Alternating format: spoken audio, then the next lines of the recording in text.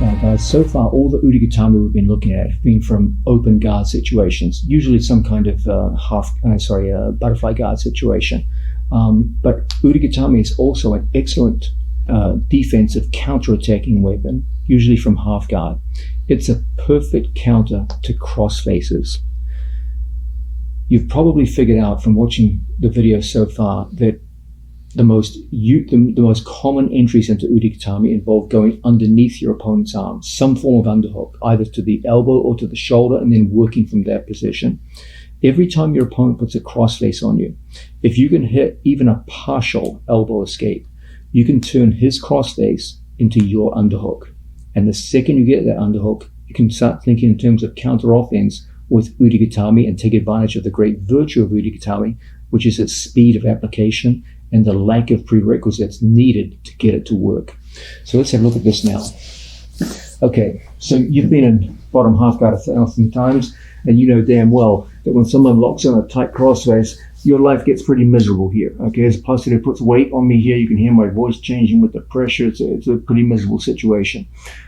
So anytime someone gets an underhook, anytime someone gets a crossface, I can always underhook their arm. The problem is I can't use it because I can't push with my legs because he stepped over my leg. You can see my knee here. He stepped over that knee. So I have no ability to push back with my right knee. But that would all change with an elbow escape. If we're able to put our hand in here as a wedge and then start shifting our body out and put our knee right there in front of his hip, now you can push. And now suddenly you've got that underhook control that you wanted all along. From here, my second hand comes in and forms a frame in front of my training partner's chin, and then our whole goal is to start getting our hips out to the opposite side. As our training partner goes to work his way free, we now find ourselves right back in that classic gatame type position, where we lock on and get our training partner's forehead down to the mat. And you can really punish someone for taking that crossface on you through the simple application of a classic elbow escape. So here we are, in a pretty miserable situation, losing the match in bottom half guard. So we're going to get everything inside that hip. Even when Placido turns his knee inwards to make the elbow escape difficult, you can always point your knee and toes down to the floor so that you can get your knee in there in the pocket of his hip. No matter how tight he holds on to me with his crossface, your legs are always stronger than that crossface. Moves them away and creates the space you need to get your arms in front. Once you get to a position like this, watch my hips, they move out a second time, and now we're in the perfect position to go in and get that classic gatame finishing. And then from there, you've turned what was a good situation for him into a terrible predicament and a great situation for you. So this is something you want to consistently work for. Every time you feel that crossface pressure, don't see it as intimidation, see it as an opportunity to attack. Remember, from your point of view, looking at the camera, whenever someone has a crossface on you, you are only one elbow escape from going from potential disaster to counterattack. When Placido goes to rip his arm away from me, why is it difficult? Because my elbow is higher than his shoulder and higher than his elbow. If my, rotate a little bit, Placido. If my elbow is lower than his shoulder and elbow, so easy for him to pull away. So your whole goal is to get your elbow higher. Keep it there, here or here. When he goes to yank out, it's so much more difficult. And then it's just that simple movement of hips out to the side, and there it is. A classic gatame, ready to attack. Okay? So that's what we're always looking for whenever we get that crossface pressure. One elbow escape, and it's your gatame.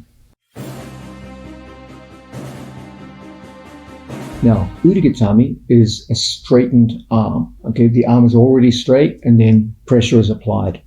If your opponent manages to rotate his elbow or shoulder, there won't be enough breaking pressure to finish him. And that's why gatame is often seen as a speed move, because you have to get a submission before he can start rotating his arm. If your opponent starts rotating his arm and shoulder to alleviate pressure, the onus is on you to switch from a failed gatame into a successful jujigatame.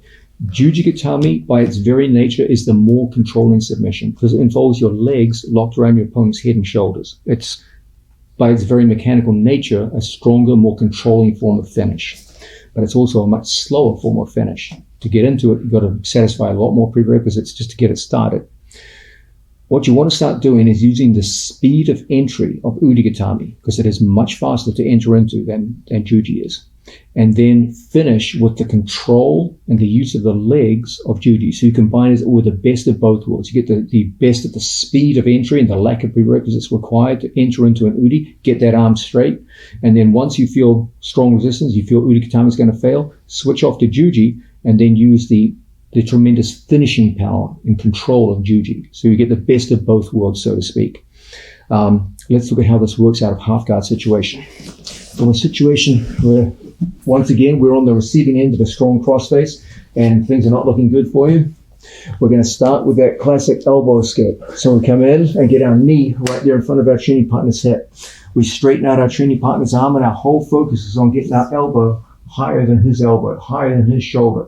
So that when we come out to the side and we start applying that braking pressure, this guy is forced into a rotation of his elbow forward to relieve pressure. You see what Pastor's doing with his elbow? He's relieving pressure. We let his hand go past our neck, and then we rotate around our training partner's shoulder, just like so. His hand is now in front of my chest. So we've made a transition from a failed uri into now juji gatame. Our whole thing now is to put our hips on the floor and face in towards our training partner's legs. You will notice my legs back heel, my feet back heel towards my buttocks. I do not push my legs through. That pushes him away from the lock. My legs back heel. I take his hand towards the top shoulder, never down here to the bottom shoulder. Plus, I will tell you, when I transfer the hand from here to here, it puts a very different feel on the lock. This is where we want to be. Now, a lot of times, you're going to be able to finish it right here. But there's nothing stopping your opponent from going into a forward roll to alleviate pressure. When that happens, you can either pass this foot over as a crossface and take 3/4 juji, or you can pass this foot over and connect your toes and go into shoulder senkaku and finish here. They're both great finishes. So once again, training partner has us in a rather dicey situation. Your bottom half guard, and I think we'd all agree in this situation, I'm kind of losing here. This is a better situation for him than it is for me. So as always from here, we're looking to hit that initial elbow escape that gets our knee right there in the pocket of our training partner's hip. We're always looking to get our elbow up nice and high, pointing up to the ceiling so we lock on board. So when Placido goes to yank his arm out, it won't be easy. I mean, from here, as our legs come over the top, we really do attempt the juji. We see him rotate through, we come up, rotate, and face our training partner's hips as we back heel with our legs and take his hand to our top shoulder. As a result, we're able to rotate this fella through and go into either 3/4 juji or shoulder senkaku. When Placido goes to turn out, move out of center, that's difficult. And we get a very strong finish. Okay? So this is a very practical way to follow our opponent towards the head and convert from a failed uri gatame into a successful juji gatame. Now, fellas, we just looked at the relationship between uri gatame and juji gatame. We've seen that uri gatame has certain advantages. It's much faster to go into. You don't need so many prerequisites to get to begin the move. Juji gatame has the advantage of much stronger, more controlling finishes because you're using your legs to control your opponent's head and shoulders. You combine them together and get the best of both worlds. You're going to have a very powerful arm lock attack on your hands. Now, in the previous move, we rolled towards our opponent's head and rolled our opponent through into juji gatame. Now we're going to turn the opposite way. Instead of turning towards our opponent's head, we're going to turn towards his hips. We're not going to roll. We're going to put pressure on him and make him roll. And as a result, you'll go into a nice juji gatame and get a good finish. Let's have a look at this now. Okay, we're going to start off as before, half guard bottom, and things aren't going well for us. Our opponent has a good tight crossface and we're kind of stuck down here. So the first thing we're going to do is we're going to get that elbow escape working in our favor so that we can put a knee right in our training partner's hip and start pushing and create space to get our elbow right over our training partner's elbow. But when it's time for us to work from here, we feel for whatever reason we're going to have a hard time rolling towards the head. Okay, if I don't feel I can get up on my knees and roll, no problem. We'll just go in the opposite direction. We don't need to roll. We're going to bring our knee in front of our training partner's ear, just like so, and push out. We're going to turn the opposite direction here. Now we're going to pass our foot through across the other side. And like before, we bring the hand to the top shoulder to maximize pressure. As we hip in, we get the submission right here. If your opponent's smart, he's probably going to try and turn out. When he goes to turn out, It'll be on your schedule because your foot slows down his movement. Then we just take our foot away, take our 2 feet together, we get a classic shoulder senkaku finish, and we're done. So once again, from another angle, training partner's here in front of us. He's got good position on us, so we need an elbow escape to get things working in our favor. We get that frame, we shift our hips, we point our toes down to the floor so that we can get our knee in front of his hip. If our knees pinch together, we push to lengthen out that cross-face arm, and then we quickly get our elbow up to our training partner's elbow, just like so. Then from this position, I take my knee and I bring it here in front of my training partner's head. As he tries to yank away from us, it won't be easy. And we start that turning action that brings us back and makes us face towards his hips this time instead of rolling towards the head. There's no need for you to roll. You just stay where you are and let him do the rolling. As he goes to spin out of here, we just let it go, bring our 2 feet. Let's rotate this way, possibly. We bring our 2 feet right here underneath his neck, and we get a good strong shoulder senkaku to the finish. One more time from another angle.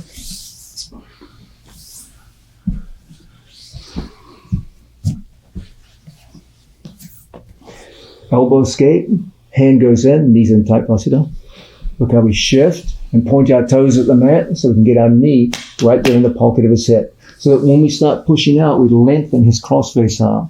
When Placido goes to yank his arm away from me, it won't be easy from here. You've got excellent control over the arm.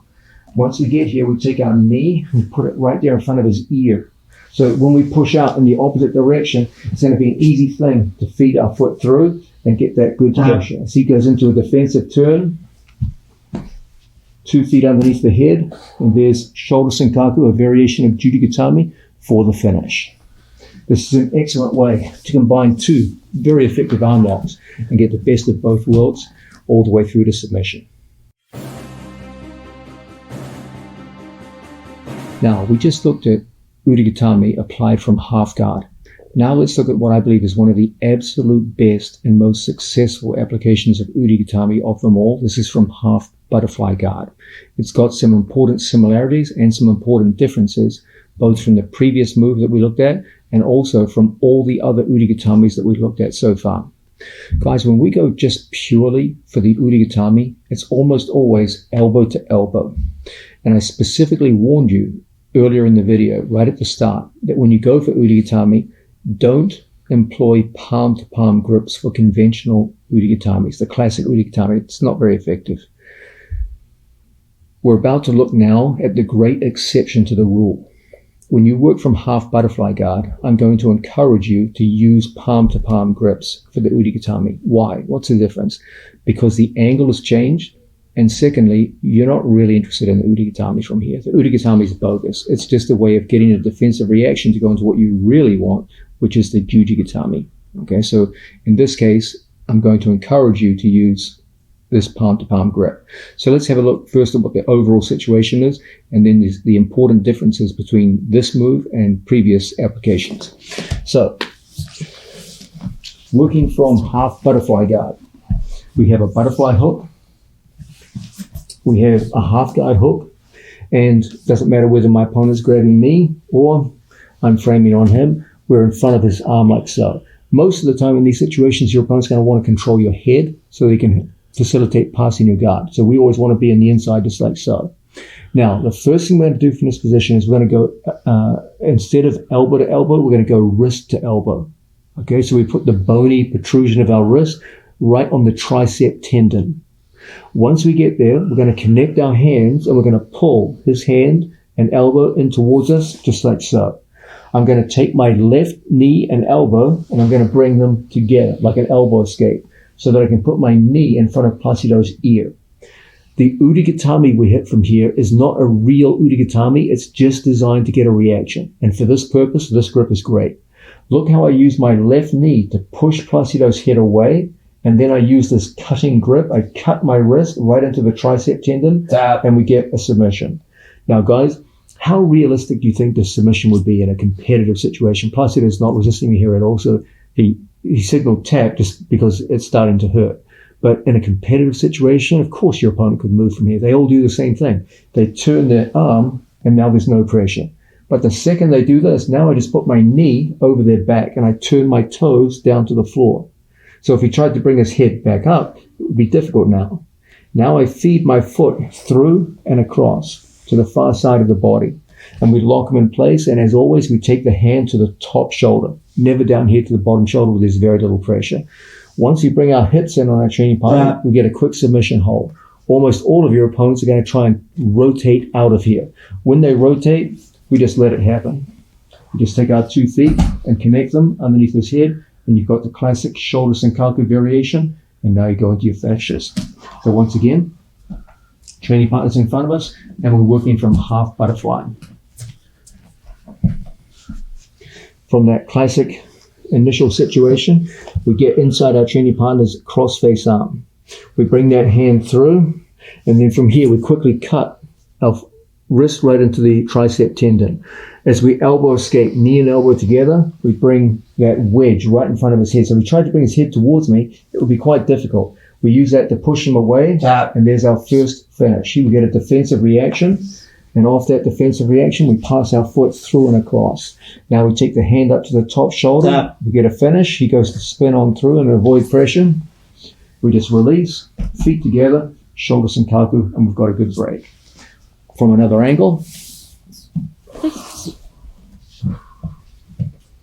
change just a little bit. Yes, you may know. Now, from here, butterfly hook in place, frames in place. We come underneath, and then from this position, we connect our hands. We use our elbow and knee together, almost like a kind of a quasi-elbow escape, and then we use our knee to push his head away. That creates a very strong urigatame attack, like so. But it's not a controlling urigatame. He can move his head, shoulders, etc. to relieve pressure. When we see that, we just pass our foot through and across to the far side. Now we go into juji. He goes to rotate and goes right into the shoulder senkaku variation of jujigatame. And there's the finish that we're looking for. This is a very, very realistic way to use a combination of urigatame threat to go into jujigatame submission.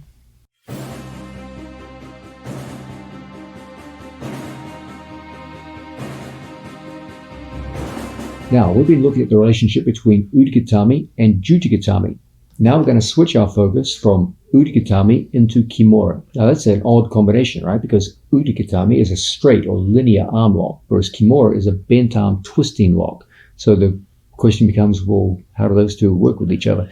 It has to do with the fact that your opponent's arm under stress will often turn and bend to relieve pressure onto urigatame, and that's going to open up a lot of opportunities for you to switch off into kimura. But before we get directly to kimura, we're going to look at a special variation of urigatame, which is often seen in the sport of judo. It's not seen so much in jiu-jitsu, but I believe it has great applicability to our sport, just as it does in the sport of judo. This is going to be an urigatame where instead of doing the elbow over elbow method that we've been emphasizing very strongly in this video so far, we're going to use a hand over hand method. And the nature of the lock will change. It becomes somewhere between an urigatame and a kimura. Let's have a look at it now. Okay, you guys have seen enough in this video already to understand that the classic jiu-jitsu method of urigatame involves elbow to elbow contact, like so. But there is another variation of urigatame where instead of taking our training partner's forearm onto our shoulder and breaking the arm on the shoulder, we're going to put it on our bicep or brachialis, just like so. And from here, you can get very good breaking pressure with a hand over hand grip. So instead of elbow in place, we put the wrist right there on our bicep and we go hand over hand. What this enables us to do is to use the raising of our elbow to create strong pressure. We want to move our body out and away towards our training partner's shoulder, and then we just pressure down on the elbow with our hands and we raise our elbow, and you get a very strong urigatame attack. And you can often make use of this breaking mechanic. It feels very different from the classic method. Instead of crunching down over the shoulder, you keep everything hand over hand and just raise your elbow up. Now, the good thing about this move is that if your opponent tries to relieve pressure by bending his arm, it functions just like a kimura in this position. And we'll be looking soon at how we can switch off to an actual kimura. So it works very well even when opponents put their body into a defensive position. But the way we're going to start this game is we're going to start in a fairly conventional position, just like so. We're going to go underneath our training partner's arm, and we're not going to hike the arm up to our shoulder. The advantage of this is when you're going to hike the arm up to the shoulder for a conventional classic urigatame, that's exactly when your opponent rotates and comes out. In the bicep version of this move, you lock it onto the arm, and there's no need to hike it up to your shoulder. So when he goes to rotate the arm, there's nowhere for it to go. And you can get that same braking pressure, okay? So what's the clearest way of spelling out the advantage of this method? It goes like this. In a classic urigatame, there is a window of opportunity for your opponent to escape because you have to move his arm up onto the braking position. So if we start here with an underhook, for example, I need to get Placido's arm and hike it up to my shoulder. But the problem is, in the time of that hike, that's exactly when they pommel out. And Placido can take his whole arm out and escape. But if I just keep it down here on my bicep, well, now there's no hiking of the arm up to the shoulder. There's no window of opportunity for him. And this contact is so close in here that when we have hipping out to the side and put that braking pressure on, it comes on immediately. Okay, so this is an urigatame. As I said, you don't see it so often in jiu-jitsu. It's kind of the classic old school Japanese judo method. But I really have a lot of success with this move, and it's always been one of my favorite variations of urigatame, and I want it to become one of your favorite variations too. So let's quickly just break down what we're trying to do here. We're going to start off just like so many of the other urigatames in a kind of a butterfly guard situation, and we're going to go through and get an arm underneath. Then from this position, we're going to go hand here on our training partner's tricep.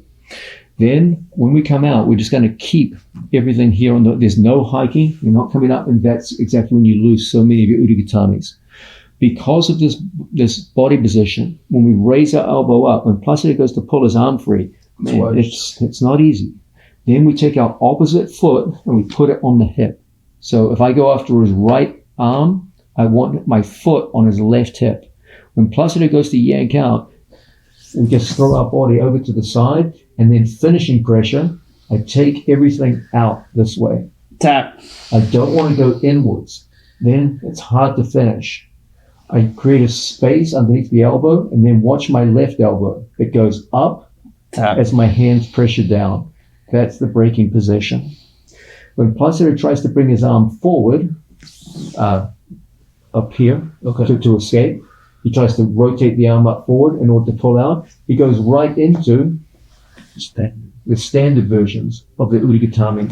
So it catches your opponent in a rather nasty dilemma, where the only path of escape puts him right back into the standard versions or the classical versions of urigatame. And so you catch him in this weird position where if he stays on the wrist, it comes on quick. If he tries to bring it up, then you go right back into the classic elbow-to-elbow variations, okay? And you play the bicep variation with the elbow-to-elbow variations against each other, and you're gonna get a lot of success here with urigatame. Let's show it from another angle. Okay, from an initial start position, we go down and catch our training partner right there in that start position, like so. From here, because there's no hiking of the arm up north to the shoulders, when Placido tries to rotate out, it's tough. And then we get our braking pressure by bringing the hips out and raising the elbow. That's what puts the pressure on. The only path that my opponent's arm can move is north towards my head. And that just puts him right back into the classic versions of urigatame that are elbow-to-elbow variations. And you play your opponent between bicep variation and elbow-to-elbow variation. Most of the time, if you do a good job of controlling your opponent here, when he goes to twist out, move out, etc., it's friggin' hard. It's very, very difficult to do. And then just that raising of the elbow gives you a very strong lock, okay? You don't need to use your legs so much for this one because it's all focused here at the upper body. The only thing your opponent can really do is forward roll to try and get out, okay? And as he goes into a forward roll, you just build up to an elbow in the same strategy we talked about earlier, just coming up into top position. Okay, so you get your reaction reversals out of the move. So one more time, a classic starting position just like so, and then we just snap that lock on, go right down into this bicep urigatame, and there's our finish. Okay? This is a really, really interesting version of urigatame, which should be seen more in the sport of jiu-jitsu. Now, we just looked at that interesting bicep version of urigatame. Now, let's look at how it transitions very well into kimura. This is one of the big advantages of this method of operating. So, here we are, training partner in front of us, and we do a good job of getting into our bicep urigatame. The only way your opponent can really stop you is to rotate his elbow forward and bend his arm. Okay? This enables us to now switch from hand over hand to elbow over the top and lock it in just like so. Now we shorten our hands and we go through and we lock up the figure of four. Once we get in here, we're going to take our foot, we're going to pass it over our training partner's back and lock it in place. As Placido fights to get his head up and go to work, look how I take Placido's elbow and I bring it into my armpit. Head up, Placido. So we take the elbow and bring it into the armpit. Your goal is to keep his hand inside your knee. The further outside the knee, the more likely your opponents can really go into a defensive role. So what we always want to do in these situations is open the knee and put the hand inside. And it's from here that we get very strong breaks. So once again, training partners in front of us, and we do a good job of catching onto our training partner and locking up an initial urigatame attack. He foils it by bending his arm defensively. So we switch over the top and we go elbow deep around our training partner's elbow just like so. Now we quickly take our hand out, lock, and it's a fight now to get his hand inside our knee. And it's from this position that we get very strong breaking pressure.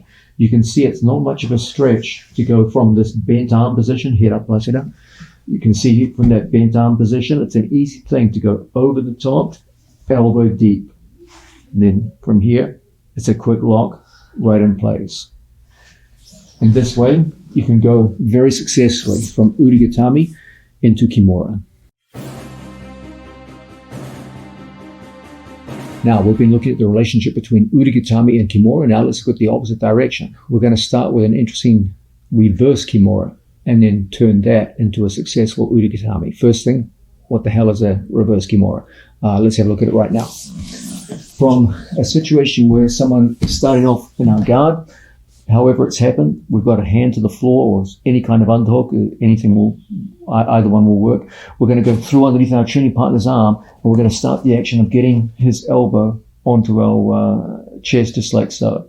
Now, he bends his arm to defend the urigatame. So we're going to go over the top and catch the wrist and lock, not here on the forearm like a kimura, but here on the bicep. This is the classic reverse kimura. Now, guys, I'm not a big fan of reverse kimura. I think it's one of those moves that looks good in theory. The theory is you crank it from here. But in practice, it's very easy for your opponent to straighten the arm, and you're in a very poor position to defend it. So what we do is we use it not as a finishing hold, but as a setup into the classic urigatame. And then we go elbow to elbow, and we get our finishes on the urigatame. So once again, however it happens, we're working here from guard position, and we've successfully managed to get into this classic position. We try to snap on urigatame on the bicep, and our opponent starts defending himself by bending the arm. So we make a switch into reverse kimura. Okay, it's a decent hold if you're fighting someone who's less experienced or what have you. But again, someone who knows what they're doing, they're just going to aggressively straighten that arm out. So now we switch right off into urigatame and we get our finish from here. From another angle, training partners in front of us, and we've managed to get hands down to the mat. When we first come in, we hit an urigatame down on the bicep, like so, and our opponent goes in to defend himself. So we catch and we lock up reverse kimura. If he's an idiot and just stays here, you can finish it right here. Okay, but no one's going to allow that. They're all going to straighten out their arm. And then from this position, we go over the top into a classic elbow-to-elbow finishing scenario.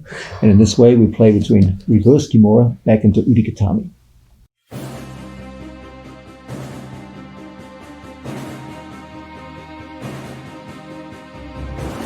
We spent a lot of time looking at classic and other versions of urigatame. Now let's look at a special sub-variation of urigatame. This is teigatame. First question, of course, is what the hell is te gatame?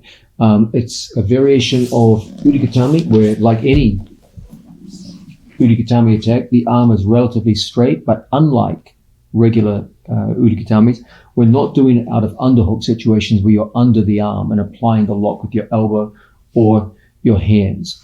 Rather, we're going to do it out of overhook situations where your opponent's hand is caught in your armpit. Now, fellas, when your opponent goes to yank his arm out of this grip, just this grip alone is pretty robust. When you add the control of the elbow here, it's a very strong grip. Normally, when I ask people to grip overhooks here, we're gripping up at the tricep, not this one. You want to find the bony growth on the bottom of the bone there, which holds your opponent's arm in place. Don't have the arm down here, the wrist low. You want it up high up in the armpit, just like so. If you feel your opponent is going to yank out of here, and if he puts his other hand on my shoulder and yanks, you may well pull out. If you ever feel that's going to be a problem, grab him by the head with your other arm. So when he goes to yank out, the head can't move. He'll never pull out. He can only pull out if the head moves backwards. Head moves backwards, yep, he can pull out. So if you need a robust grip, grab here. A second grip, also very useful. Sort of take this way, buddy. If you feel for whatever reason the head's not working for you, understand that the best way for him to pull out is to post the other hand on your shoulder and yank and pull away. So grab his other hand. So when he goes to post, can't do it. And this is where you want to play from, here. All of your attacks are going to be set up from this position. Placido, do you feel how if the hand comes lower, you already feel tension going out? Keep the hand up here in your armpit. Super important. Placido, you can't see this on camera, but Placido will tell you, the higher the hand is up in the armpit, the more tension you feel in the arm. The lower the hand comes down, starts to lose a lot of that bite. So this is where we want the hand up here like so. When Placido goes to yank out, he needs that hand to be able to do it. If I ever lose the hand, you can always come back to the head. I generally recommend post feet here in your training partner steps while you do this. They're useful to keep them out of balance. If you ever put a foot out, don't be afraid to hook inside as you go into play in these positions. And you can, that way you keep your feet protected and you'll be ready to start attacking anytime you want to. So from another angle, the idea behind te gatame, the reason the hand is emphasized is because once we get this hand of his trapped, your hand is going to function like a wedge inside of your own hip. You're going to break his elbow with your hips and legs. So you want your hand to direct his elbow. I want his elbow going inwards here so that I move towards the center line. That's where I'm at my most effective. And now your hand functions as a chock or a wedge that locks his elbow in place. It's very, very hard for him to pull away. The further my hand away from my hip, or the more rotated my opponent's elbow, the less effective we become. So what we're always looking to do is put the back of our hand right into the pocket of your hip. That's where you're going to be at your most effective. Okay? So once again, training partners in front of us. Step number 1 is to get that hand locked in place. Step number 2, stop him from yanking out. So either grip the head, so when he tries to yank out, can't do it because the head can't move backwards, or intercept the second hand so he can't post on your shoulder. So when he goes to yank out, it won't be easy now. Now from these kinds of positions, we want those feet wedged in place, and we place the back of our hand right there on the hip. And that's where we get our breaking pressure from, okay? So that's the core idea behind te gatame. Te, the hand, put it right on your training partner's elbow and grip in just like so. Keep your hand underneath his elbow.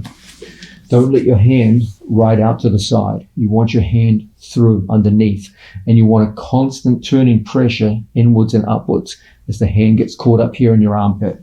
And then use your feet. We'll be looking at the use of the feet and the legs very soon, but the general idea is I want his elbow right there in the pocket of my hip, and that's where we're going to be at our most effective, okay? So that's the core idea behind te gatame. The next thing we need to look at is how are we going to configure our legs.